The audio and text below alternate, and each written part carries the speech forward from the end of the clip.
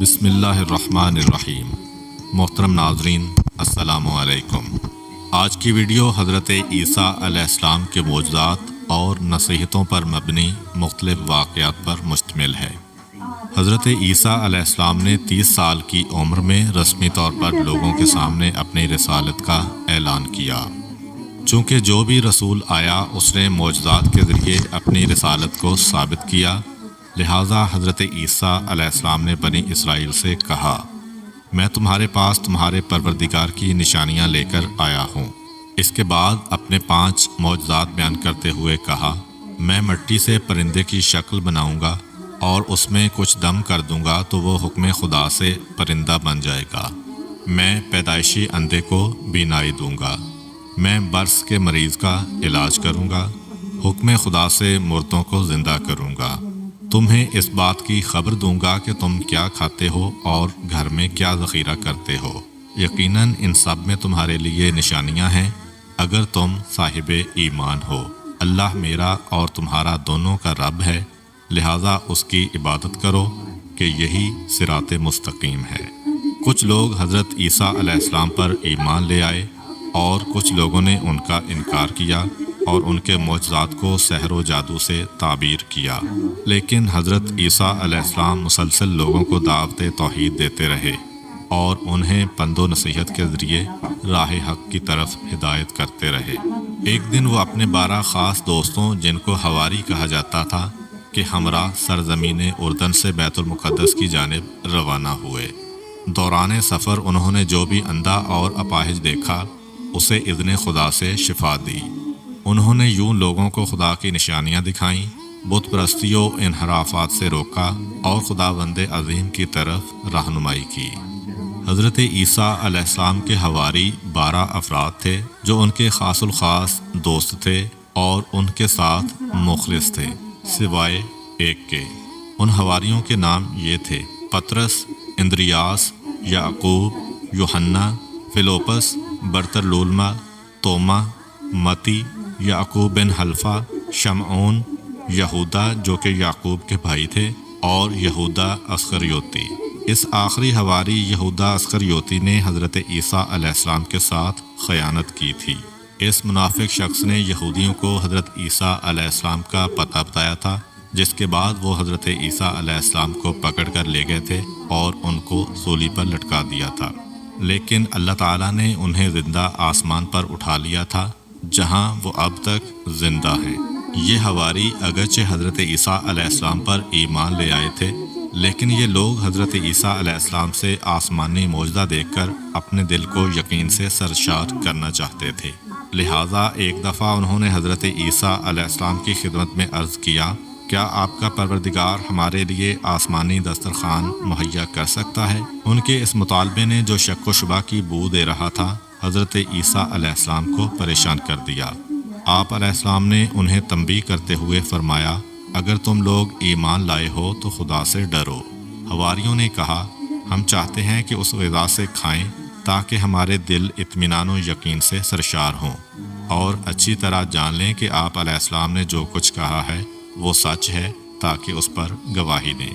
جب حضرت عیسیٰ علیہ السلام ان کے حسن نیت سے آگاہ ہو گئے تو خدا کی بارگاہ میں عرض کیا، خدایا ہمارے لیے آسمانی دسترخوان نازل فرما کہ ہمارے اول و آخر کے لیے عید ہو جائے اور آپ کی طرف سے ایک نشانی شمار ہو۔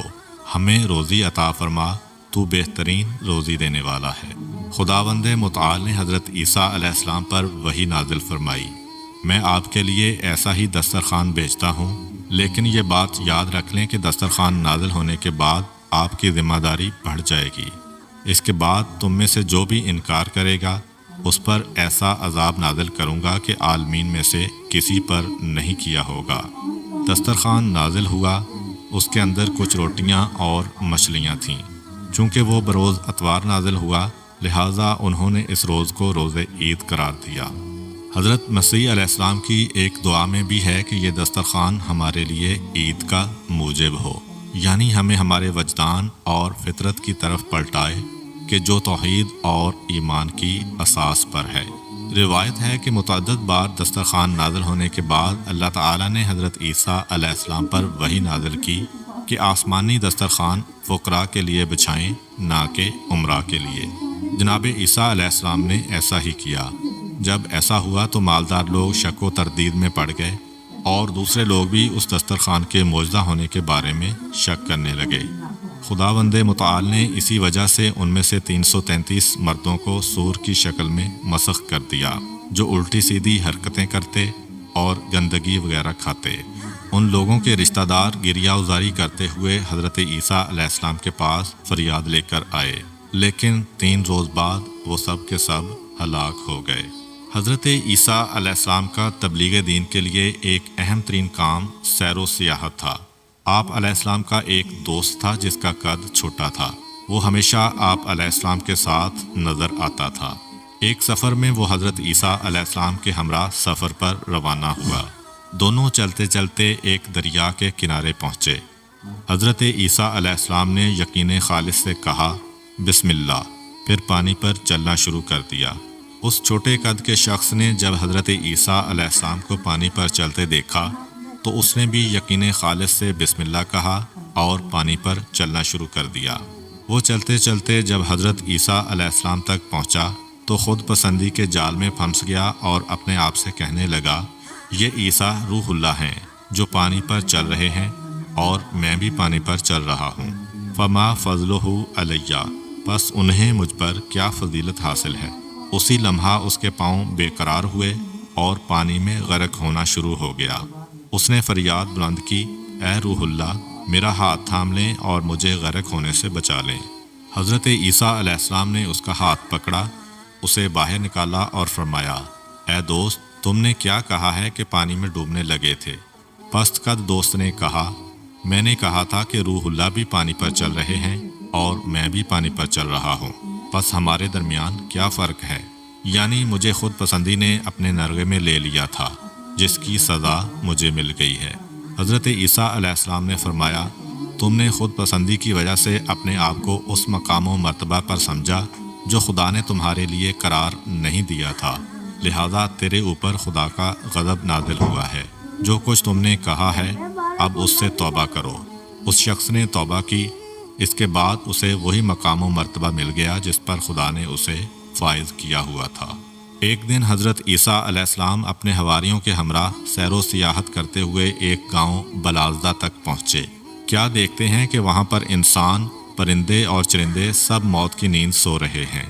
حضرت عیسیٰ علیہ السلام نے اپنے ساتھیوں سے فرمایا، معلوم ہوتا ہے کہ یہ سب لوگ عذاب الہی کی وجہ سے موت کے گھاٹ اتر چکے ہیں، کیونکہ اگر وہ یکے بعد دیگرے مرتے تو ضرور ایک دوسرے کو سپرد خاک کرتے۔ حواریوں نے عرض کیا، اے روح خدا، اللہ کی بارگاہ میں درخواست کریں کہ وہ انہیں زندہ کرے تاکہ نازل ہونے والے اس عذاب کی وجہ بیان کریں جس کی زد میں یہ لوگ آئے، تاکہ ہم اس کام سے پرہیز کریں جس کی وجہ سے ان پر یہ عذاب نازل ہوا ہے۔ حضرت عیسیٰ علیہ السلام نے خدا کی بارگاہ میں ان کے زندہ ہونے کی درخواست کی۔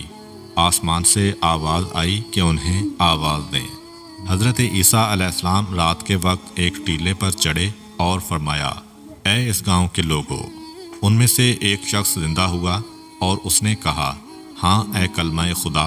آپ علیہ السلام نے فرمایا، تمہارے اوپر افسوس، تمہارا کیا کردار تھا کہ تم اس عذاب میں گرفتار ہوئے ہو؟ زندہ شدہ مردہ نے کہا، 4 چیزوں کی وجہ سے ہم پر عذاب الہی نازل ہوا ہے۔